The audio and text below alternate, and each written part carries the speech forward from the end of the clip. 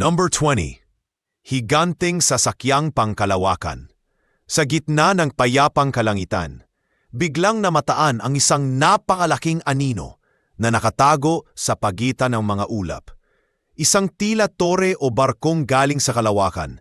Kumikislap ang kakaibang mga ilaw na hindi kahawig ng kahit anong eroplano o satellite.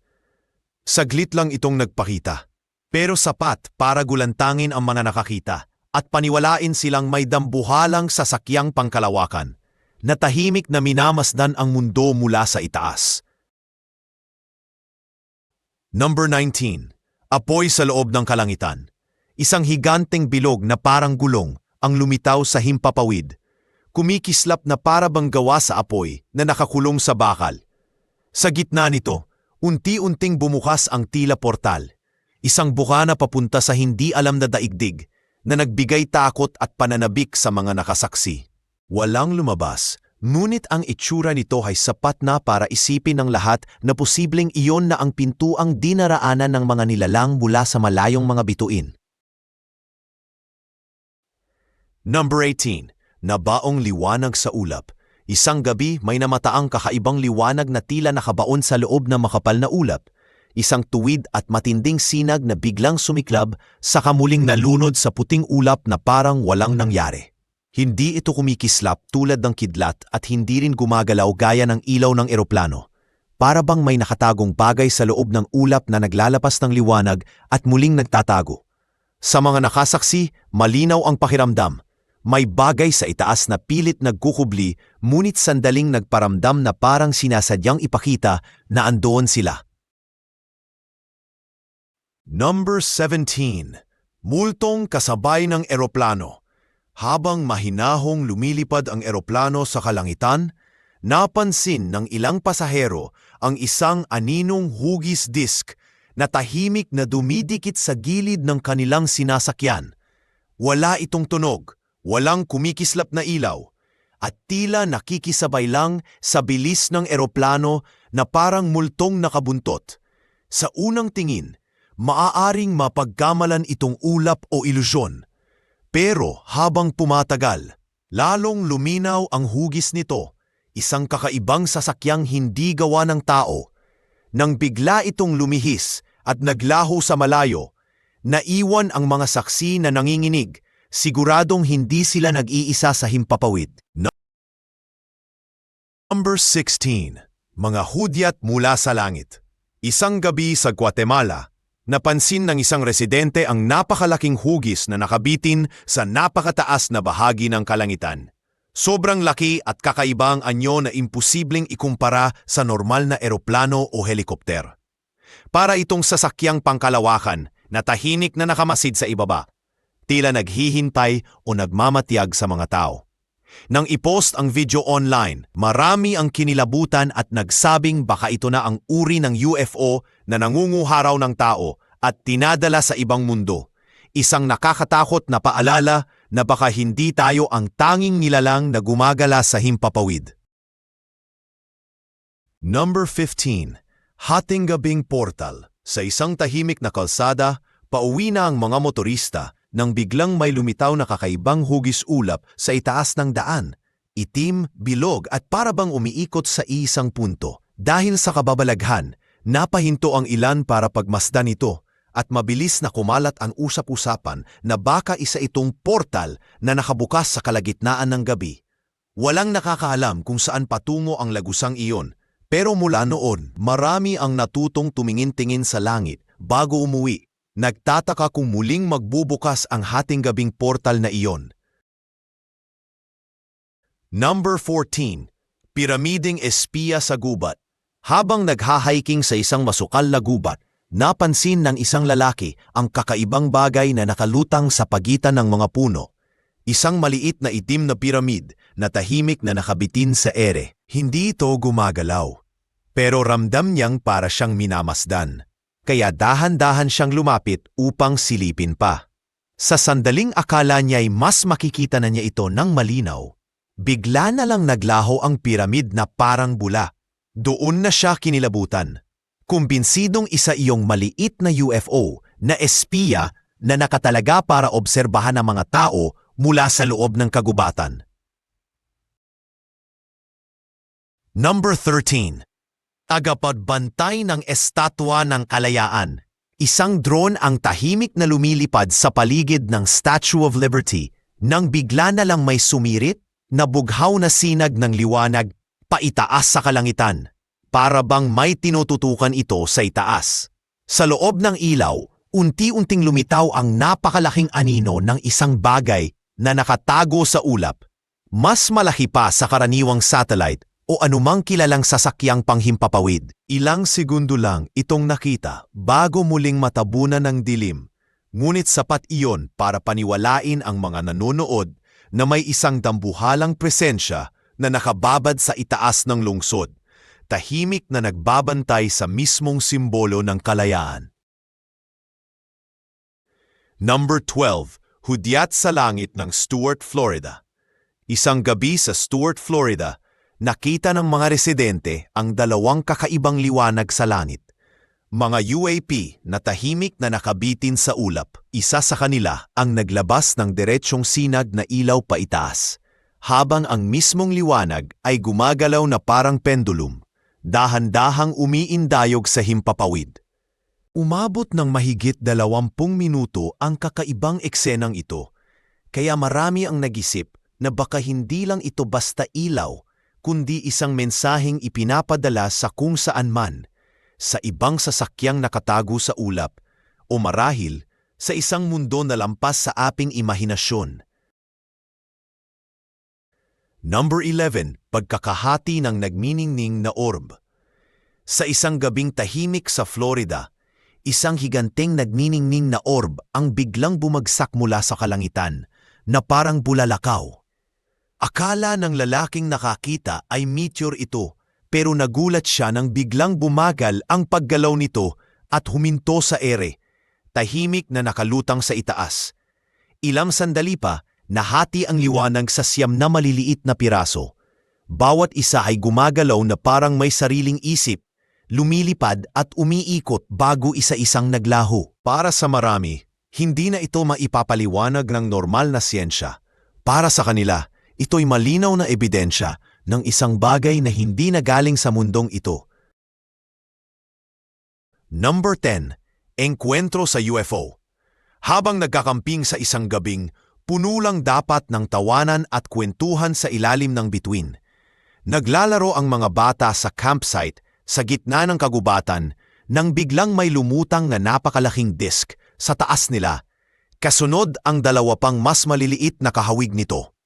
Ilang segundo lang itong nakabitin sa langit bago biglang sumibat palayo na parang binura sa himpapawid. Nang kumalat ang balita na pati mga tagalungsod ay nakakita ng parehong eksena, mas lalong tumibay ang paniniwala ng lahat. Hindi iyon basta ilusyong guni-guni, kundi isang tunay na engkwentro sa UFO. Number 9. Pinahintong laro dahil sa UFO. Habang kasagsagan ng isang lokal na laro sa open field isang gabi, biglang napigilan ang lahat nang mapansin ang isang napakalaking anino sa langit, tahimik at walang kahit anong tunog ng makina. Sa liwanag ng buwan, kita ang kakaibang hugis nito.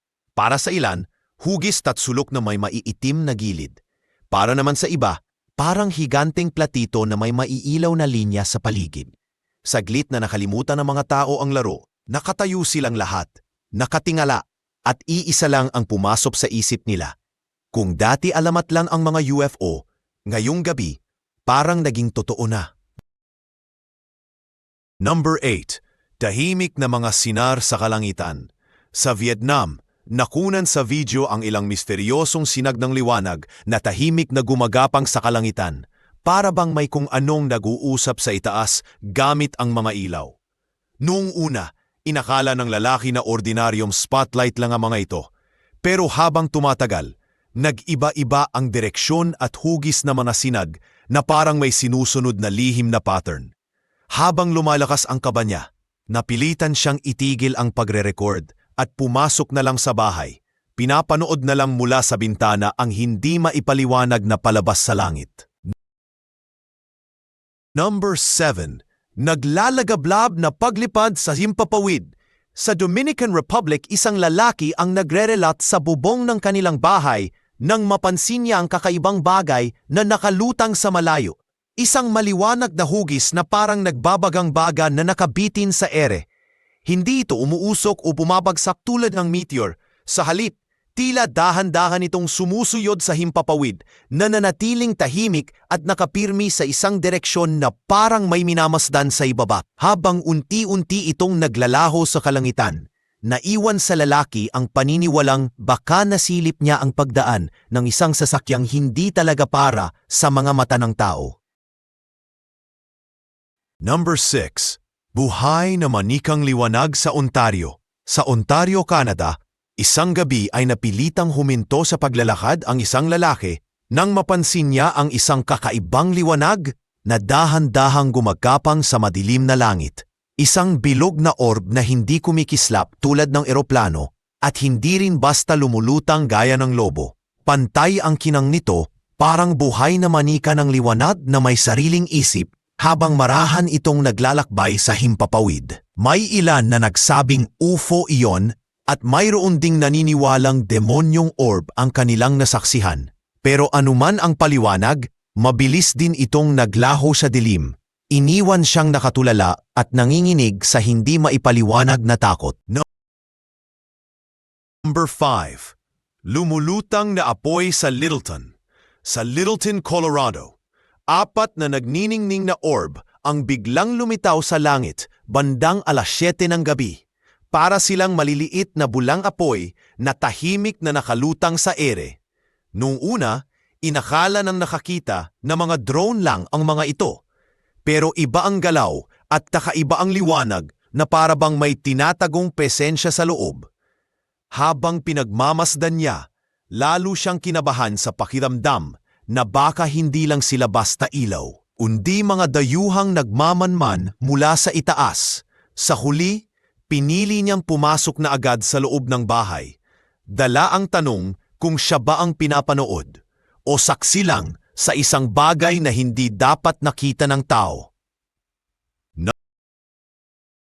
Number 4. Madilim na tagamasid sa kalangitan.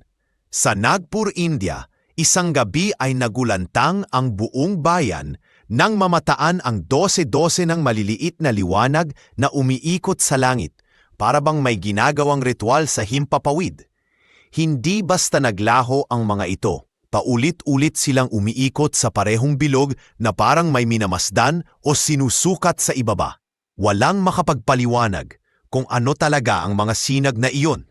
Ngunit para sa marami, pakiramdam nila ay may madilim na tagamasid na nakatingin sa kanila mula sa itaas. Tahimik na nagmamasid sa bawat kilos ng mga tao.